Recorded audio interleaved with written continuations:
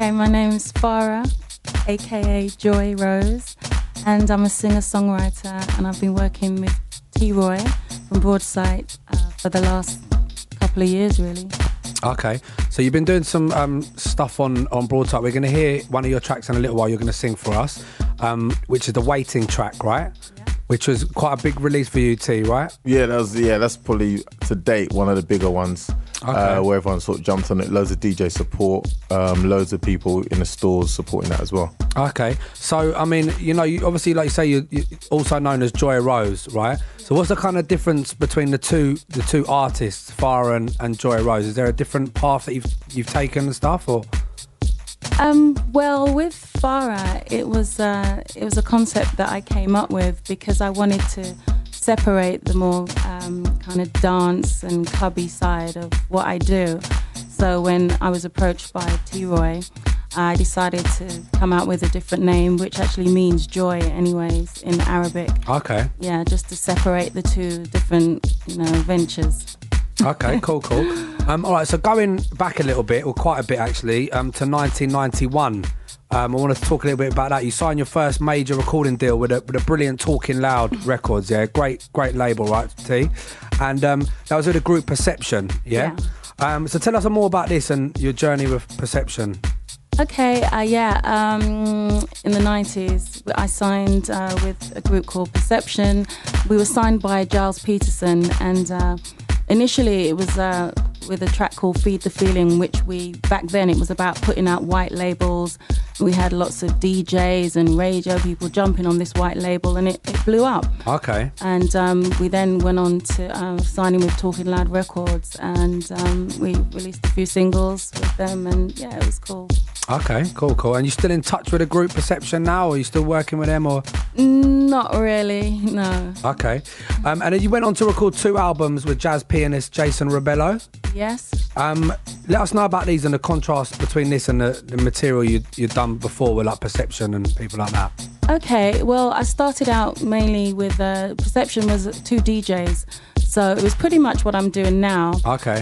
When I joined Jason Rebello, he was actually a jazz musician, pianist of the year, previous to me meeting him. So it was kind of different, but we still had a kind of clubby element. But we did a lot of jazz gigs, and we toured, Okay. And it was really good. Okay, and you've also been a featured vocalist with the band Incognito. Yeah.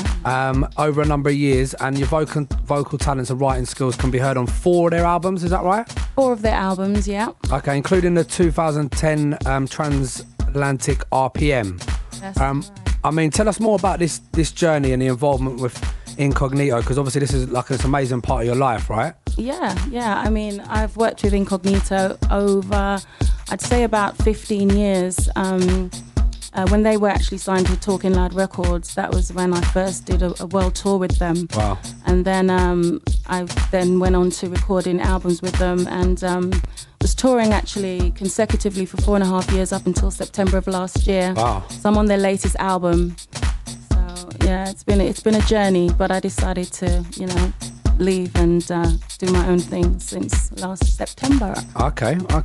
And in 2000, I believe you wrote a song which featured on the legendary Café Del Mar compilations, right? And the one that you done, it was on the Platinum Selling Volume 7. That's right. Tell us a little bit about this song, please.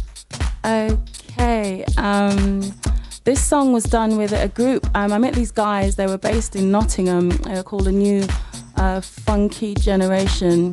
The track's called One More Try, and I believe this album's it's sold. I think it's probably close to 1 million or more. Wow! And it's still selling now, and it was a really good track that I co-wrote with the new funky generation. I don't know if they're still going, but they're a group of guys, DJs based up in Nottingham. Okay. Yeah. I mean, have you ever been to the Cafe Del Mar at all? Unfortunately, I haven't. Okay. I have. Yeah. Well, you feel, what was your general... I loved it, mate. I loved it. It's funny because when I was there, the guy was playing one track off our compilation, which is a coincidence. So I was like, yeah, nice. I like this place. My experience was a bit different with the Cafe Del Mar. I kind of rocked up there and I was like, is this it? Yeah. But then I chilled for a bit and I was like, okay, it's got a beautiful essence to it, man. It's definitely a great energy in there. Definitely. It's more of a lounge, isn't it? More loungey spot. No, for real, definitely. So, Farah, I see that you've worked with many renowned artists over the years. Sting, Shaka Khan, Mary J. Blige, Angie Stone, Linda David Hall, Jason Rebello, which we just talked about, Craig David as well, to name a few. I know it's an amazing array of artists, definitely. What I want to know, is there one particular artist or group or project even over the years that has kind of been a standout one for you? I would say I'd have to say the Sting project, because it was it pretty much took me all around the world. I was able to do a duet with him every night on the world tour. I was on the album, and it was just a really nice time for me. Okay, all right, cool. We're going to talk a little bit about the whole Sting, the tour and the Sacred Love things and stuff like that in a minute. But first of all, you're going to sing a track for us, which we're very excited about. And just let us know what we're going to hear, please. Okay. You're going to hear a track called Waiting on the Broadsight label. Okay. Featuring Farah.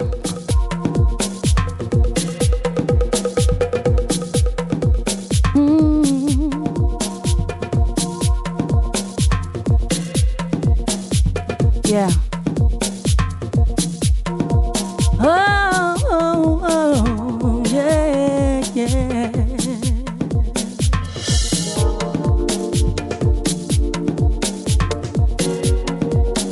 Ooh, yeah. Wait.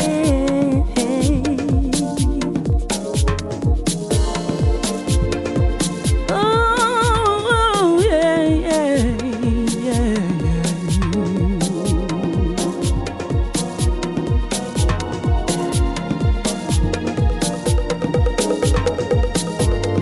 Tricky situation, meeting you, then having to leave, coping with frustration, separation from my dreams.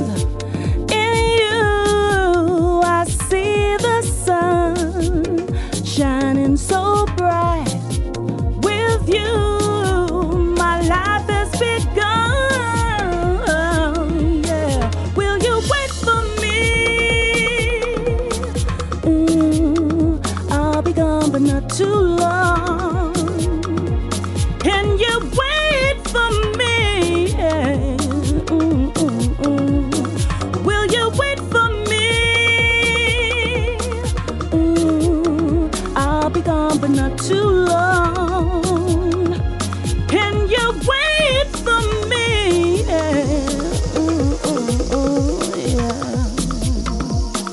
Wait. Yeah. Hoping you'll be waiting, saving your love just for me. There'll be no hesitating. When I get home, just wait and see. In you, I see the sun shining so bright. With you, my life has begun. Yeah, will you wait for me? Baby, I'll be gone, but not too long. Can you wait for me? Wait for me. Will you wait for me? I'll be gone, but not too long. Can you wait for me? Yeah.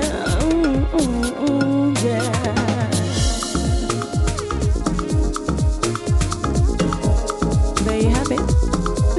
Thank you very much. Well done. Round of applause, please, in the studio.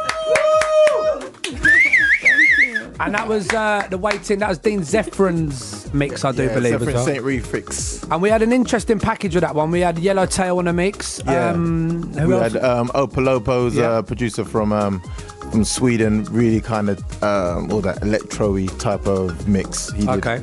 But yeah, this was the kind of one that everyone jumped on initially, the kind of straight up dance floor thing, you know what I mean? And I've got to big up Nathan Adams, my boy, on the music there, because he set the scene beautifully there, man. Yeah. Farah, have you got a favourite mix of that? Is this your favourite mix, or? Actually, this is my favourite mix. Sorry. Fantastic. So, I mean, have you been doing it live at all? Have you done it? That's all. You're the first one, mate. It's exclusive. Live and exclusive with you, mate. Okay, remember? Yeah. So we're going to be starting that now, really. But this is the first time we're kicking it off live. So. Okay, fantastic. So thanks for that. Before that, you mentioned Sting, Farah, right? Yeah. And you featured in Sting's The Songs of Sacred Love DVD. That's right. Where you provided backing vocals on the album and completed the Sacred Love 2004-2005 World Tour. Yep. And like you said earlier, you sung a duet with Sting every night and stuff. I mean, what was this all like? I mean, this must have been amazing, right? It was absolutely amazing. I got to meet Mary J. Like I said, I'm on the making of the Sacred Love album, where we did a DVD, and Mary then came and did the duet. I did backing vocals, and then when I did the tour, I was able to sing her part as a duet with Sting every night, and she came and watched and saw me in LA do it. Amazing. It was wicked.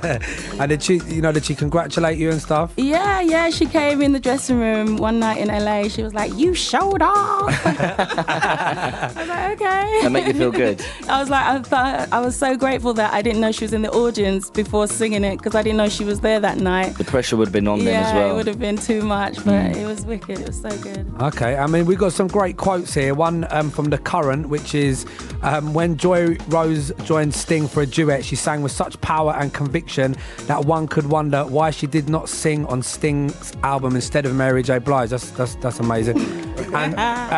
And she knocked the audience dead and got a standing ovation, which is amazing. And also another one here from Smooth Jazz Now, saying Joy Rose is yet another reminder that Sting knows the importance of surrounding himself with A-list musicians.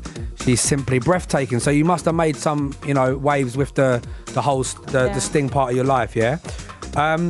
Okay, so moving on a little bit, summer of 2010, you released your first solo production, Summer Is Here, which reached number 4 in the UK soul chart. That's right, yeah? Yeah. And I mean, you went on to writing and producing your solo album, The Rose in Me, which is available on iTunes, yeah, and all good download stores.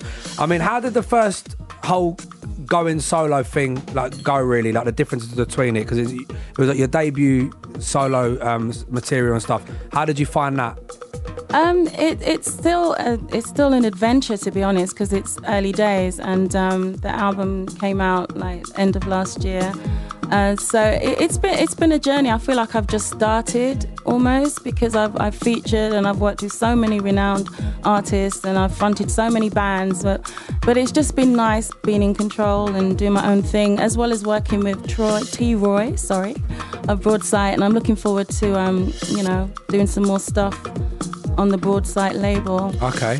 So T, we'll bring you forward again. We've got a Farah EP, right? Which is due out. Is it due out? That's coming out very soon. We're still tweaking a few tracks and experimenting. Joy is a hard taskmaster.